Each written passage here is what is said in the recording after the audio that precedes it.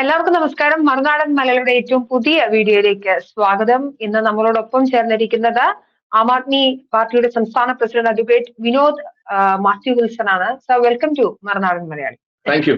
Okay, നമ്മൾ ഇന്ന് സംസാരിക്കാൻ പോകുന്നത് ഹണി റോസുമായി ബന്ധപ്പെട്ട വിഷയങ്ങളാണ്. താങ്കളൊരു അഭിഭാഷകൻ കൂടിയാണ്. സ്വാഭാവികം നമുക്ക് ആ ഏരിയയിൽ കൂടെ സംസാരിക്കേണ്ടി വരും. അതിന് മുൻപായി ഹണി റോസ് ആദ്യത്തെ വ്യക്തിമല്ല. സോഷ്യൽ മീഡിയ ഉപയോഗിക്കുന്നതിന് മുൻപ് തന്നെ സമൂഹത്തിൽ പൊതുവിൽ സ്ത്രീകൾക്ക് നേരിടുന്ന സ്ലട്ട് ഷെയ്മിങ് അല്ലെങ്കിൽ വെർബൽ റേപ്പിംഗ്, അതിപ്പോ പീഡനം നടന്നില്ലെങ്കിൽ പോലും മാനസികമായി ഉണ്ടാക്കുന്ന പീഡനത്തെക്കാൾ മുറിവേൽപ്പിക്കുന്ന തരത്തിലുള്ള ഓൺലൈൻ ലിഞ്ചിങ്ങുകൾ ഇതൊക്കെ സർവ്വസാധാരണമായി കണ്ടിരുന്നിടത്തുനിന്നാണ് ഹണി റോസ് ഇപ്പോൾ ലീഗൽ ബാച്ചിൽ ഇറങ്ങിയിരിക്കുന്നത്.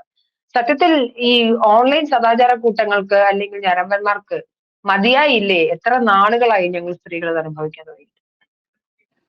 അല്ല, ഇത് പ്രസക്തമായിട്ടുള്ള ചോദ്യമാണ്. പക്ഷെ പ്രസക്തമായ ഉത്തരങ്ങൾ അതിൽ ലഭിക്കുന്നുണ്ടോ? അതല്ലെങ്കിൽ ഈ നിയമ സംവിധാനം പ്രോപ്പറായി ഇത്തരത്തിലുള്ളവരെ കയ്യാമം വെച്ച് അവരെ ജയിലിലടച്ച് ശിക്ഷ വാങ്ങിച്ചു കൊടുത്ത് ഇത് വീണ്ടും ആവർത്തിക്കാതിരിക്കാനുള്ള സാഹചര്യം സൃഷ്ടിക്കുന്നുണ്ടോ എന്നതാണ് ഏറ്റവും പരമപ്രധാനമായ ചോദ്യം.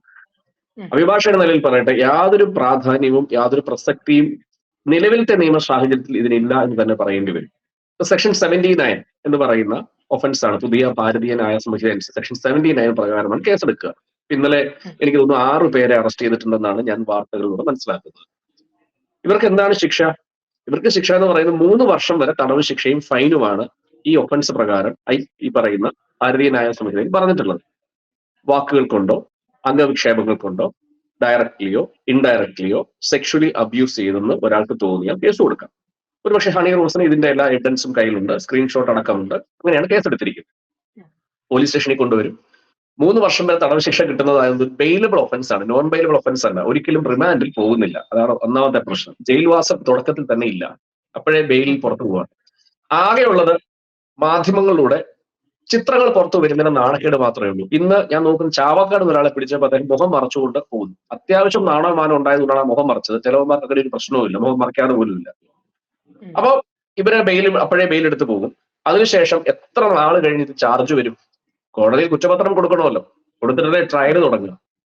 ഈ കുറ്റപത്രം കൊടുത്ത് ട്രയൽ ആവുന്നവരെ ഈ വിക്ടിം ഇതിന്റെ പുറകെ നടന്ന് കാല് തേഞ്ഞ്, പോലീസുകാരുടെ രീതികൾ അറിയാലോ, അവര് ഇതിന്റെ ചോദ്യങ്ങൾ, ഹണി റോസിനെ സംബന്ധിച്ച് പോലീസ് സ്റ്റേഷനിൽ പോകുമ്പോൾ ഉണ്ടാവുന്ന ബുദ്ധിമുട്ടുകൾ, കാരണം പോലീസുകാർ ഇതിനേക്ക് ഒരു രസകരമായിട്ടുള്ള സാധനമായിട്ട് എടുക്കുക. അവരുടെ ചോദ്യങ്ങൾ, അവരുടെ രീതികളൊക്കെ എന്ന് പറയുന്നത് ഉന്നത തലത്തിൽ അന്വേഷണം നടക്കുമ്പോൾ ഉന്നത പോലീസുകാർ ഹണി റോസിനോട് സംസാരിക്കുന്ന പോലെയല്ല താഴേക്കിടയിലുള്ള പഴയ വലിയ മൂത്ത ഏമാന്മാര് ചോദിക്കാൻ പോകുന്നു. അപ്പൊ ഇവർക്ക് തന്നെ ബുദ്ധിമുട്ടാവും. കാരണം അതിന്റെ ഉദാഹരണങ്ങൾ കൃത്യമായിട്ട് നമ്മൾ അങ്ങേ പോലെയുള്ള മാധ്യമപ്രവർത്തകർക്ക് ഒരുപക്ഷെ ഓർമ്മയിലുണ്ടാവും. പ്രവീണ എന്ന് പറയുന്ന ഒരു ഇതേപോലെയുള്ള ഒരു സിനിമാ നടിയുടെ ഒരു അനുഭവം ഉണ്ട്. അവർ പറഞ്ഞത് 2020 മുതൽ ഒരു ഭാഗ്യരാജ് എന്ന് പറയുന്ന ഒരാൾ അവരെ വേട്ടയാടുകയാണ്. പോലീസ് കേസ് കൊടുത്തു, ഒരു പ്രയോജനവുമില്ല. അറസ്റ്റ് ചെയ്ത് ജാമ്യത്തിൽ വിട്ടു. ജാമ്യത്തിൽ വിട്ടതിന് ശേഷവും ചെന്നൈയിൽ പോയി ഇവരുടെ ഫോട്ടോ എടുത്ത് ഇവരുടെ മകളുടെ ഫോട്ടോ അടക്കം പ്രചരിപ്പിച്ചു. അവർ പറയുന്നത് മനോജ് എബ്രഹാം എന്ന് പറയുന്ന IPS കാരനാണ് ആദ്യം പരാതി കൊടുത്ത് 2 മാസം കേസെടുത്തില്ല. അതിനുശേഷം അവർ നിലവിളിച്ചു, കരഞ്ഞു, കാല് പിടിച്ചു. ജാമ്യത്തിൽ പോയതിനു ശേഷം വീണ്ടും കഴിഞ്ഞ എനിക്ക് തോന്നുന്നു 2024 മെയ്യിലാണെന്ന് തോന്നുന്നു അയാളെ വീണ്ടും അറസ്റ്റ് ചെയ്തു, വീണ്ടും ജാമ്യത്തിൽ വിട്ടു. എന്ത് പ്രസക്തി ആയതുകൊണ്ടുള്ളത്? പിന്നെ ഏറ്റവും പരമ്പരാഗത പ്രശ്നം എന്ന് പറയുന്നത് 3 വർഷം തടവ് ശിക്ഷ കിട്ടുന്ന ഒരു കേസ് ട്രയലിലേക്ക് വരുമ്പോൾ അവിടെ അഭിഭാഷകരായിട്ടുള്ള ക്രിമിനൽ ലോ ചെയ്യുന്ന അഭിഭാഷകർ ക്രോസ് എക്സാമിൻ ചെയ്യും. പോലീസ് ഇത് അന്വേഷിച്ചു കൊടുക്കുന്നതിന് ഒരുപാട് ടെക്നിക്കലായ ഫ്ലോസ് വരാറുണ്ട്. പ്രോസിക്യൂഷന്റെ ചാർജ് എന്ന് പറയുന്നത് അതൊരിക്കലും പഴുതടച്ചതായിരിക്കില്ല. അതിങ്ങനെ നൂലാമോല പിടിച്ചൊരു സാധനം അവിടെ കൊണ്ടുവെക്കും. ഇത് ഇപ്പോഴത്തെ ഒരു വാർത്തയ്ക്കപ്പുറത്തേക്ക്, ഇപ്പോഴത്തെ ഒരു ചർച്ചയ്ക്കപ്പുറത്തേക്ക് ഒരു വിക്ടിമിനും നീതി ഈ വിഷയത്തിൽ കിട്ടിയിട്ടുണ്ട് എന്ന് അഭിഭാഷക നിലയിൽ ഞാൻ കരുതുന്നേ ഇല്ല. ഇതൊരു ചർച്ചയ്ക്കപ്പുറത്തേക്ക് യാതൊരു തരത്തിലുള്ള പ്രാധാന്യവും പൊതുസമൂഹത്തിൽ ഉണ്ടാക്കാൻ പോകുന്നില്ല. കൃത്യമായ അമെന്റ്മെന്റ് വന്നതിന് ശേഷം പോലീസ് ആക്ട് എന്ന് പറയുന്ന ഒരു ആക്ട് ഉണ്ട്. ആ ആക്ടിനകത്ത് ഉൾപ്പെടുത്തിക്കൊണ്ട് ഇതിനകത്തൊരു അമെന്റ്മെന്റ് കൊണ്ടുവന്ന് ഇത്തരത്തിലുള്ളവരുടെ എന്തെങ്കിലും പാസ്പോർട്ട് CC മറ്റെന്തെങ്കിലും കൃത്യമായിട്ടുള്ള ഒരു അമെന്റ്മെന്റ് കൊണ്ടുവന്ന് ഇവർക്ക് പിടിക്കപ്പെട്ടാൽ എന്തെങ്കിലും പ്രശ്നങ്ങൾ, പ്രത്യാഘാതങ്ങൾ ഇവരുടെ ജീവിതത്തിനും ഇവരുടെ ജോലിക്കും അടക്കം സംഭവിക്കുന്ന തരത്തിലുള്ള സാഹചര്യം സൃഷ്ടിച്ചില്ല എങ്കിൽ ഇത് തുടർന്നുകൊണ്ടേയിരിക്കും. അതിനൊറ്റ ഉദാഹരണം ഞാൻ പറയാം. ഇന്നലെ ഹണി റോസ് കേസ് കൊടുത്തതിന് ശേഷം ഇന്നത്തെ പോസ്റ്റ് വായിച്ചാൽ മതി. ഇന്നത്തെ, അതായത് ഈ പറയുന്ന പേരൊന്നും വെച്ചിട്ടല്ലല്ലോ അവർ കൊടുത്തിരിക്കുന്നത്, അതുകൊണ്ട് ഞാൻ ആ പേര് പറയാൻ ആഗ്രഹിക്കുന്നില്ല. പക്ഷെ ഇന്ന് ആ വിഷയം ടെലികാസ്റ്റ് ചെയ്തിട്ടുള്ള മാധ്യമങ്ങളുടെ അടിയിലെ കമന്റുകൾ വായിച്ചാൽ വീണ്ടും വൾഗറായ സ്റ്റേറ്റ്മെന്റുകൾ പറഞ്ഞുകൊണ്ടിരിക്കുകയാണ്. അപ്പൊ ഇതെങ്ങനെ തീർക്കും, ഇതെങ്ങനെ ഫിനിഷ് ചെയ്യും? ഇപ്പൊ നമുക്കറിയാം, ഞാൻ ഇന്നലെ ഡൽഹിയിൽ നിന്ന് വന്ന ഒരാളാണ്.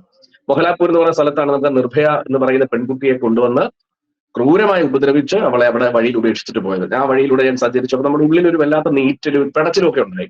അതിനുശേഷമാണ് ക്രിമിനൽ ലോയിൽ അമെന്റ്മെന്റ് കൊണ്ടുവന്ന് വധശിക്ഷ എന്ന് പറയുക, റേപ്പ് ചെയ്യപ്പെട്ട് കൊല്ലപ്പെടുന്ന സാഹചര്യത്തിൽ പണ്ട് 10 വർഷമായിരുന്നുവെങ്കിൽ അത് വധശിക്ഷയിലേക്ക് മാറ്റിയത് കൊണ്ട് അല്പം ഭയവും പേടിയുണ്ട്. ഇവിടെ യാതൊരു ഭയത്തിന്റെയോ പേടിയുടെയോ പ്രസക്തിയില്ല. ആകെയുള്ളത് ഈ ചാനലിൽ ഒന്ന് മുഖം വരും, അതിന്റെ അപ്പുറത്തേക്കൊന്നുമില്ല. അതുകൊണ്ട് നിയമത്തിൽ അമെന്റ്മെന്റ് വരാതെ കൃത്യമായിട്ട് ഒരാളെ പിടിക്കപ്പെട്ടാൽ അയാൾക്ക് ഭാവിയിൽ ബുദ്ധിമുട്ടാണ് മെസ്സേജ് സമൂഹത്തിൽ വരാതെ ഇത് തീരുമെന്ന് എനിക്ക് തോന്നുന്നില്ല. പ്രവീണ എന്ന് പറയുന്ന വിക്റ്റിമായിരുന്നു, ഹണി റോസ് വിക്റ്റിമാണ്, KK രമ നമ്മുടെ MLA അവർ വിക്റ്റിമാണ്. പിന്നെ ഒരു കാര്യം ഞാൻ പറഞ്ഞുതരാം, ഹണി റോസിന് കൊടുക്കുന്ന പ്രാധാന്യമൊന്നും ഈ നാട്ടിൽ ഇത്തരത്തിൽ പ്രതിസന്ധി അനുഭവിക്കുന്ന സാധാരണ സ്ത്രീകൾ കിട്ടുന്നേയില്ല. കേസുകൾ പോലും ഇല്ല. എനിക്കറിയാം, ഞാനൊരു അഭിഭാഷകനാണ്, ക്രിമിനൽ ലോ പ്രാക്ടീസ് ചെയ്യുന്ന ആളാണ്. പരാതി പോലീസിനെ കൊടുത്ത റെസീപ്റ്റ് കൊടുക്കില്ല. പോലീസിനെ വന്ന് എങ്ങനെ അവനെ പിടിക്കും? അവന്റെ IP അഡ്രസ് മറ്റു സ്ഥലത്താണ്. അതുകൊണ്ട് നിങ്ങൾ എന്ന് പറഞ്ഞു വിടുകയാണ്. അവസാനം നാണം കെട്ട് മാനം കെട്ട് സ്ക്രീൻഷോട്ട് അടക്കം വെച്ച് അപമാനിക്കപ്പെട്ട് ഇവരെ ഒതുങ്ങി അവസാനം മൊബൈൽ ഫോൺ നമ്പർ വരെ മാറ്റി സ്വന്തം സുരക്ഷിതത്വം തേടുന്ന അവസ്ഥ മാത്രമാണ് സ്ത്രീകൾക്ക്. ഇത് പ്രാകൃതമാണ്. അതിന് ഒരു ചേഞ്ചും ഈ നിലവിലെ സിസ്റ്റം കൊണ്ട്, ലോ സിസ്റ്റം കൊണ്ട് ഉണ്ടാവുന്ന എനിക്ക് യാതൊരു പ്രതീക്ഷയുമില്ല. ഇതാണ് സത്യം.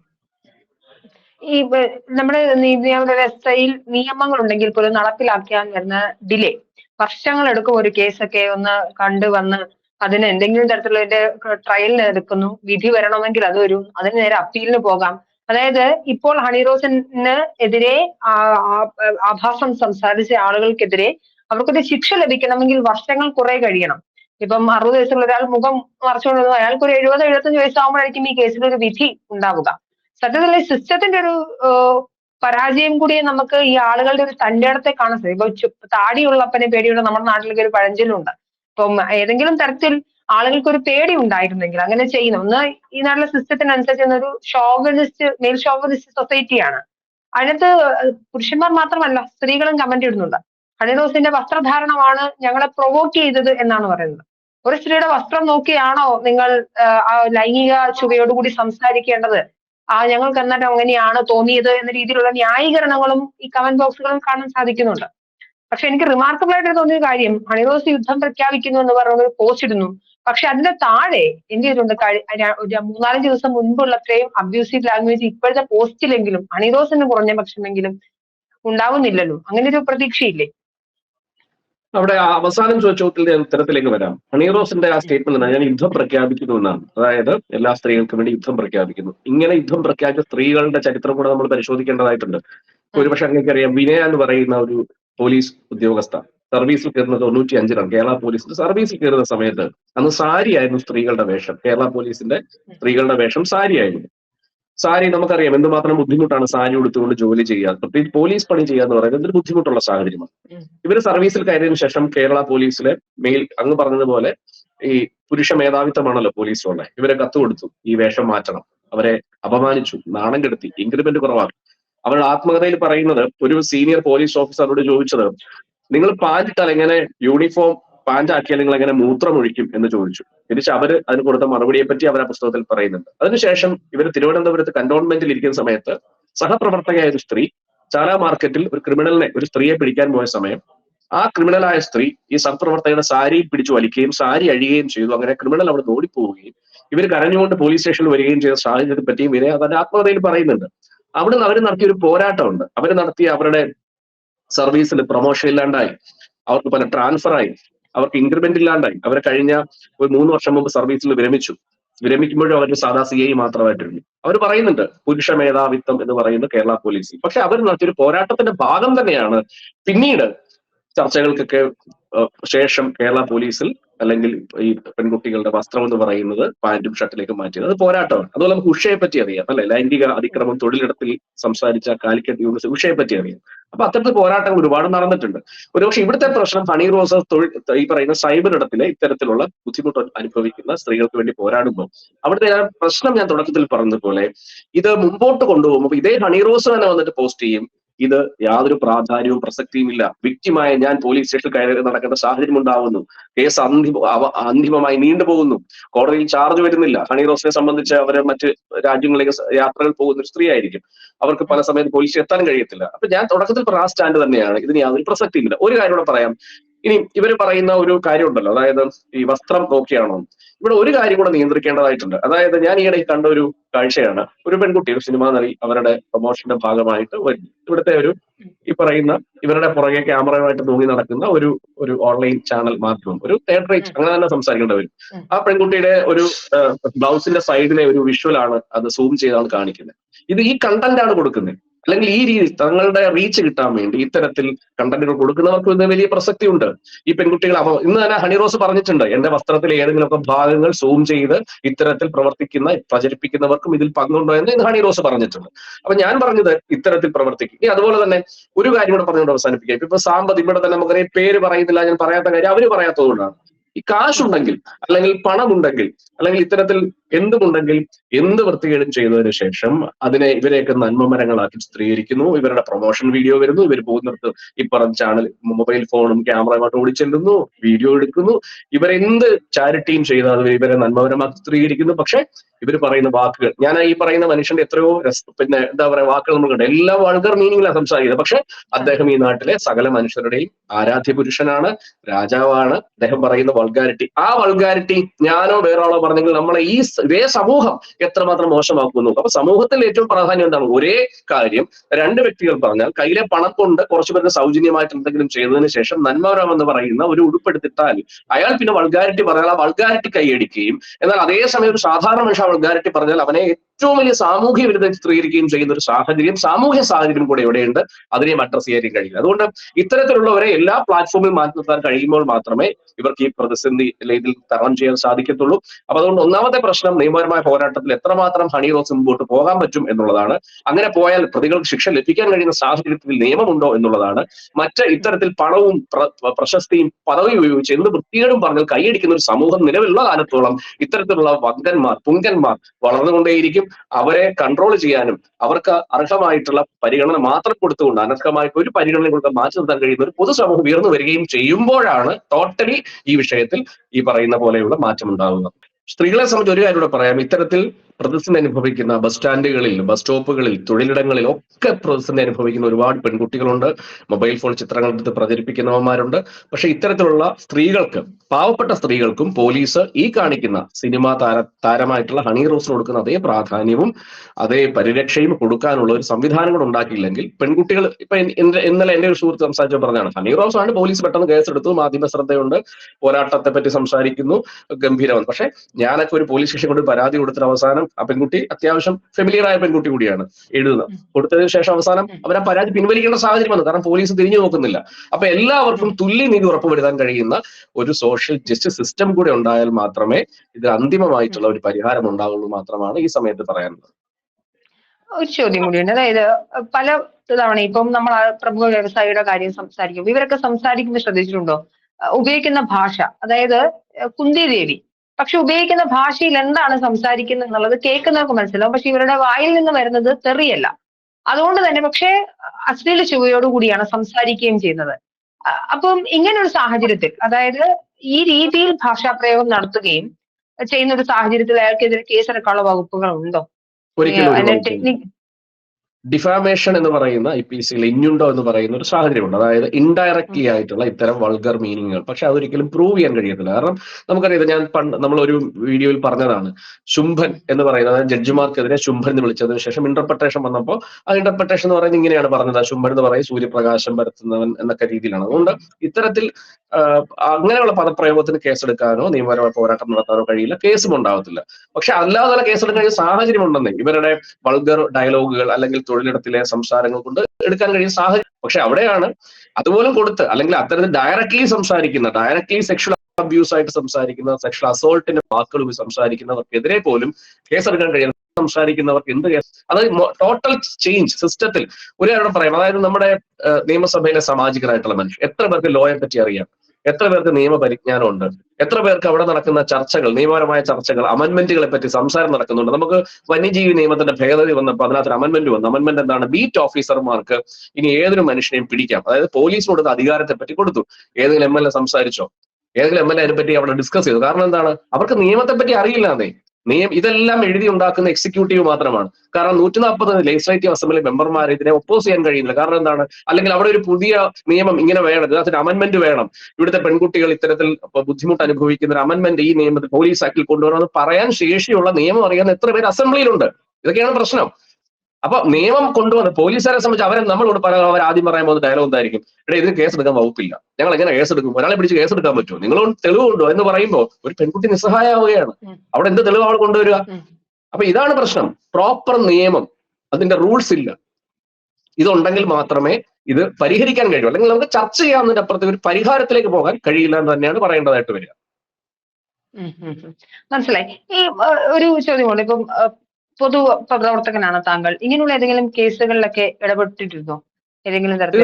തീർച്ചയായിട്ടും പോലീസ് തീർച്ചയായിട്ടും. ഇപ്പം ഈ കഴിഞ്ഞ ദിവസം തന്നെ എനിക്ക് ഒരു പെൺകുട്ടിയെ അവളുടെ തൊഴിലിടത്തിൽ ഇത്തരത്തിൽ വാട്സപ്പിൽ അവളുടെ സഹപ്രവർത്തകയോട്, ആ കുട്ടിയുടെ ഈ പറയുന്ന എന്നെ വിളിച്ച പെൺകുട്ടിയുടെ സഹപ്രവർത്തകയോട് തൊട്ടുമേലുള്ള ഓഫീസർ അയച്ചിട്ടുള്ള വാട്സപ്പ് മെസ്സേജുകൾ എന്ന് പറയുന്നത് എനിക്ക് അയച്ചു, സാർ ഇതിന് എന്ത് ചെയ്യാൻ പറ്റും? ഒന്നും ചെയ്യാൻ കഴിയില്ല. കാരണം എന്താണ്? അത് ഡയറക്ട്ലി മറ്റവർക്ക് പോയതാണ്. അവർ സാക്ഷി പറയാൻ തയ്യാറുമല്ല. ഈ അയച്ച പെൺകുട്ടി ഇവർക്ക് അനുകൂലമായി സാക്ഷി പറയാൻ തയ്യാറുമല്ല. അപ്പൊ ഇവര് പറഞ്ഞിരിക്കുന്ന, പോലീസ് തിരിച്ചു കൊടുത്തിരിക്കുന്ന റിപ്ലൈ എന്ന് പറയുന്നത് സ്പെസിഫിക് അലിഗേഷൻ ഇല്ല, ജനറൽ ആയിട്ട് പറഞ്ഞു പോയിരിക്കുകയാണ്. അപ്പം അതിന്റെ അപ്പുറത്തേക്ക് പിന്നെ നമുക്കൊന്ന് നിസ്സഹായരായി പോവാണ്. പക്ഷെ നമ്മൾ നിമിഷപ്രിയയെ പറ്റി നമ്മൾ സംസാരിക്കുന്നു. നിമിഷപ്രിയ ഒരു കൊലപാതകം ചെയ്തിട്ട് അവിടുന്ന് രക്ഷപ്പെട്ട് വരാൻ കഴിയുന്നില്ല. അവിടെയാണ് ഇവിടെ കൊലപാതകം ചെയ്തതിന് ശേഷം ആ പ്രതികളെ വെറുതെ വിടുന്നു, ആ പ്രതികൾക്ക് വേണ്ടി ജയിലിൽ പോയി അന്തിമ അഭിവാദ്യം അർപ്പിക്കുന്ന സാഹചര്യമുള്ളൂ. അപ്പൊ total system, legal system change ചെയ്യാതെ, മനുഷ്യ ഒറ്റ കാര്യത്തോടെ ഞാൻ പറയാം, വളരെ സീരിയസ് ആയ കാര്യമാണ്. അതായത് ഇന്ത്യയിൽ പെൺകുട്ടികൾക്ക് ബലാത്സംഗം ചെയ്യപ്പെട്ടാൽ, റേപ്പ് ചെയ്യപ്പെട്ടാൽ 10 വർഷം മാത്രം ശിക്ഷ ഉണ്ടായിരുന്നു. ആ ശിക്ഷ വന്ന സമയത്താണ് നിർഭയ കേസ് ഉണ്ടാവുകയും വധശിക്ഷയിലേക്ക് പോവുകയും ചെയ്തത്. വധശിക്ഷയ്ക്ക് പോയപ്പോൾ എന്താ സംഭവിച്ചെന്ന് അറിയാമോ? അതായത് നേരത്തെയൊക്കെ പ്രതികൾ റേപ്പ് ചെയ്യപ്പെട്ട പെൺകുട്ടികൾ ഉപേക്ഷിക്കുമായിരുന്നു. ആ പെൺകുട്ടിക്ക് ഒരു മെന്റൽ ട്രോമ ഉണ്ടാവുള്ളൂ, അവളെ അവിടെ നിന്ന് സംരക്ഷിച്ചെടുത്താൽ മതി. പക്ഷെ അതിനുശേഷമാണ് കൊന്നുകളയാൻ തീരുമാനിച്ചു. എന്തിനാ കൊല്ലുന്നത് അറിയാമോ? അതായത് റേപ്പ് ചെയ്യപ്പെട്ട് ഈ പെൺകുട്ടി ജീവിച്ചിരുന്നാൽ മാത്രമാണ് കോടതിയിൽ പോയി മൊഴി പറഞ്ഞ് ശിക്ഷ വാങ്ങിച്ച് പ്രതികൾക്ക് കൊടുക്കുക. ഇവിടെ കൊന്നുകളയാൻ എവിഡൻസ് പോയില്ലേ, തെളിവ് പോയില്ലേ, ആ വിക്ടിം പോയില്ലേ, പിന്നെ സാക്ഷി മൊഴി, കണ്ട സാക്ഷികളും സാഹചര്യ തെളിവുകളും വെച്ച് മാത്രമേ കേസെടുക്കാൻ കഴിയുള്ളൂ. അതുകൊണ്ട് റേപ്പ് ചെയ്യപ്പെട്ട് റേപ്പിന് ശേഷം കൊലപാതകം അതിനുശേഷം കൂടുന്നു. എന്ത് നടപടി, എന്ത് സിസ്റ്റമാണ് പിന്നീട് ചേഞ്ചിൽ കൊണ്ടുവരാൻ പറ്റുക? ഇത് വലിയ പ്രതിസന്ധിയാണ്. അപ്പൊ നമുക്കറിയാം, അതുകൊണ്ടാണ് ഹൈദരാബാദിലെ ഒരു പെൺകുട്ടിയെ റേപ്പ് ചെയ്യപ്പെട്ട് കൊല ചെയ്യപ്പെട്ടതിനു ശേഷം പോലീസ് ഓഫീസർ അവരെ എൻകൗണ്ടർ നടത്തിയ വാർത്ത പിന്നീട് വന്നു. ഞാൻ അതിനോട് ഒരിക്കലും എൻകൗണ്ടറിനോട് ഒരിക്കലും ഞാൻ യോജിക്കുന്നില്ല. പക്ഷെ ആത്യന്തികമായി ഒരു ഡെവലപ്ഡ് കൺട്രീസിന്റെ രീതിയിലുള്ള ലീഗൽ ചേഞ്ചസ് കേരള നിയമസഭയിലോ പാർലമെന്റിലോ നടക്കുന്നില്ല എന്നുള്ളത് ഏറ്റവും സത്യമായ കാര്യമാണ്. കാരണം ബ്രിട്ടീഷുകാർ എഴുതിയ നിയമം കാലഘട്ടത്തെ അനുയോജ്യമായ നിയമം തന്നെയാണ്. ഒരു പ്രശ്നം അതിനകത്തില്ല. പ്രധാന കാര്യമുള്ളത് ഇപ്പം വക്കീലിനെ മെൻഷൻ ചെയ്തിരുന്നു, KK രമയുടെ കാര്യം. ഏറ്റവും കൂടുതൽ അബ്യൂസ് ചെയ്യുന്നത് ഭരിക്കുന്ന പാർട്ടിയുടെ അണികളാണ്. എത്രയോ മോശമായ രീതിയിലാണ് അവരുടെ കമന്റ് ബോക്സുകളിൽ വന്ന് വിളയാടുന്നതെന്ന് കണ്ടിട്ടില്ലേ? ഇപ്പൊ KK രമയുടെ മാത്രമല്ല, ഇപ്പോ തിരിച്ചാണെങ്കിൽ ഇപ്പോ ശൈലജ ടീച്ചറിന്റെ ഫേസ്ബുക്ക് ഒരു പോസ്റ്റ് ഇട്ട് കഴിഞ്ഞാൽ അതിന്റെ കമന്റ് ബോക്സിൽ പോയി വൾഗർ കമന്റ്സ് ഇടുന്ന എത്രയോ ആളുകൾ നമ്മൾ കാണുന്നുണ്ട്. അപ്പം അംഗീകൃത പാർട്ടികളുടെ അണികൾ പോലും ഇങ്ങനെയാണ് പെരുമാറുന്നത്. സ്ത്രീകളാവുന്ന സമയത്ത് അതിനകത്ത് ലൈംഗികത കടന്നു വരുന്നു, സ്ത്രീകളുടെ വിഷയങ്ങളാകുന്ന സമയത്ത് മറ്റൊരു പുരുഷന്റെ പേര് ചേർത്ത് വെച്ച് ആരോപിക്കുന്നു, അല്ലെങ്കിൽ മറ്റു രീതിയിൽ ശാരീരികമായി എന്താ പറയുക, ഫിസിക്കൽ അസോൾട്ടിലേക്ക് പോകാൻ വെർബൽ റേപ്പ് ചെയ്യുന്നു. ഇതൊരു നമ്മളെ സംബന്ധിച്ചിടത്തോളം, ഈ നാടിനെ സംബന്ധിച്ചിടത്തോളം നോർമൽ കാര്യമായി മാത്രം അറിയിക്കുകയാണ്. അങ്ങനെ മാറിയിട്ടുണ്ട്. അതുകൊണ്ട് ഞാൻ മനസ്സിലാക്കുന്ന ഇപ്പം പല പെൺകുട്ടികളും അവര് പ്രത്യേകിച്ച് ഇപ്പം പുതിയ കാല കുട്ടികളല്ല, അതിനുശേഷം ഫാമിലിയായിട്ട് താമസിക്കുന്ന പലർക്കും അവർ അക്കൗണ്ട് ബ്ലോക്ക് ചെയ്ത് അല്ലെങ്കിൽ അക്കൗണ്ട് കളഞ്ഞിട്ട് അവർ പോവാണ്. അവരുടെ ഇതിലൊന്നും ആക്റ്റീവ് ആവില്ല. കാരണം എന്തെങ്കിലും ഒരു കമന്റ് ഇട്ടാൽ, ഒരു ഫേസ്ബുക്ക് പോസ്റ്റ്, ഒരു രാഷ്ട്രീയം പറഞ്ഞാൽ, ഒരു സിനിമയെ പറ്റി എന്തെങ്കിലും എഴുതിയാൽ അപ്പോഴേ വെട്ട് കിളിക്കൂട്ടം. അതിന് രാഷ്ട്രീയമൊന്നുമില്ല കേട്ടോ. അതായത് ഇപ്പൊ മോഹൻലാലിന്റെ എതിരെയാണ് സംസാരിക്കുന്നതെങ്കിൽ മോഹൻലാൽ ഫാൻസ് വന്നിട്ട് ആക്രമിക്കുക. അത് പുരുഷനോട് സംസാരിക്കുമ്പോൾ വേറെ തരത്തിലും, സ്ത്രീയോട് സംസാരിക്കുമ്പോൾ വൾഗറുമായി പോവുകയാണ്. അപ്പൊ അതിനെ പിന്നെ പ്രതിരോധിക്കാൻ, അല്ലെ അതിനെ അവർക്ക് പ്രതികരിക്കാൻ, അല്ലെ ഇവന്റെ ഈ സ്ക്രീൻഷോട്ട് കൊണ്ട് കൊടുത്തു നോക്ക്, പറയും ഇത് ഫേക്ക് ആണെന്ന് പറയും. സ്ക്രീൻഷോട്ട് എടുത്താൽ മാത്രം പോരാ, എവിഡൻസിലേക്ക് വരുമ്പോൾ ഈ ഫോൺ ഫോറൻസിക് ലാബിലേക്ക് പോകണം. ആ ഫോറൻസിക് ലാബിൽ പോയതിനു ശേഷം ഇത് ഇന്ന ആളുടെ IP അഡ്രസ് ആണെന്ന് തെളിയിച്ച് ഈ ഫോൺ കണ്ടെടുത്ത് ഈ ഫോൺ ഉൾപ്പെടെ ഇതിന്റെ എവിഡൻസ് കോടതി കൊടുത്താലേ കേസ് ശിക്ഷിക്കപ്പെടുള്ളൂ. ഇല്ലെങ്കിൽ വാർത്ത മാത്രമാണ്.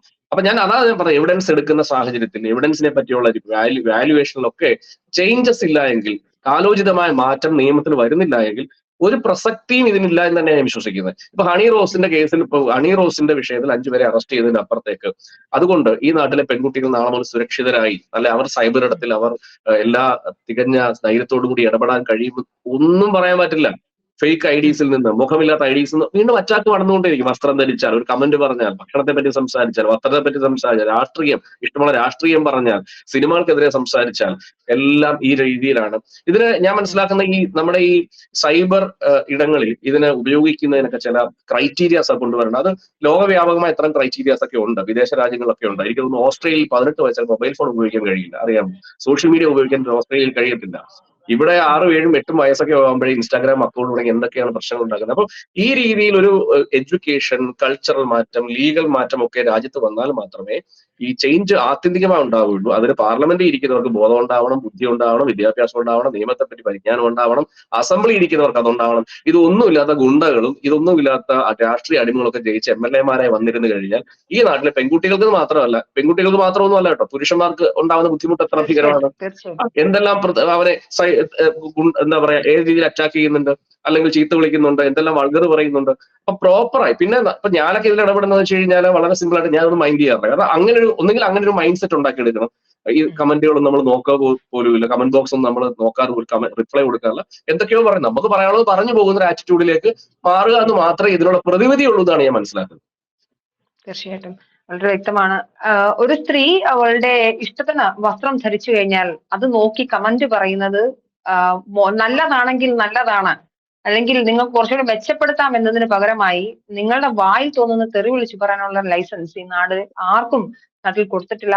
സ്ത്രീയുടെ വസ്ത്രസ്വാതന്ത്ര്യം അവളുടെ മാത്രമാണ്. അതിലേക്ക് നോക്കി നിന്ന് കണ്ണു തുറച്ചിട്ട് നീ കാണിച്ചത് കൊണ്ടാണ് ഞാൻ പറഞ്ഞതെന്ന് പറയുന്നവരാണ് സത്യത്തിൽ സംസ്കാരമില്ലാത്ത ആളുകൾ.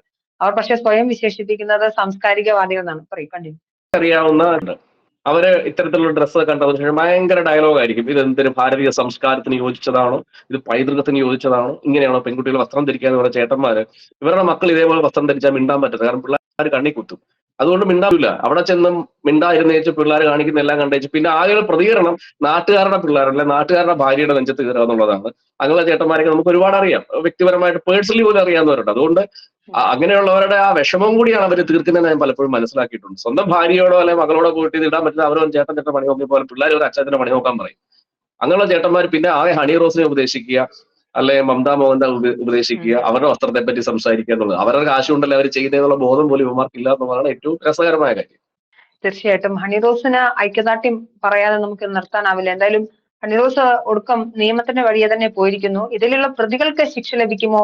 അവർ 3 വർഷമെങ്കിലും, ഏറ്റവും കൂടിയ ശിക്ഷ ലഭിക്കുക 3 വർഷം തടവാണ്. അത് കിട്ടുമോ എന്ന് നമുക്കറിയില്ല. പക്ഷേ അത് ലഭിച്ചില്ലെങ്കിലും അവരെ സമൂഹത്തിന് മുന്നിൽ എക്സ്പോസ് ചെയ്ത് കാണിക്കാനുള്ള ഹണി റോസിന്റെ ധൈര്യം, അതിന് പൂർണ്ണമായ പിന്തുണ നമുക്ക് നൽകേണ്ടതുണ്ട്. പ്രത്യേകിച്ച് ഈ ഒരു സൈബർ ലോകത്ത് ഓൺലൈൻ ലിഞ്ചിങ്ങുകൾ വർദ്ധിക്കുന്ന സാഹചര്യത്തിൽ. ഒരുപാട് സന്തോഷം അഡ്വക്കേറ്റ് നമ്മളോട് സംസാരിച്ചതിലും സമ്മതിച്ചതിലും. സ്നേഹം മാത്രം. Thank you.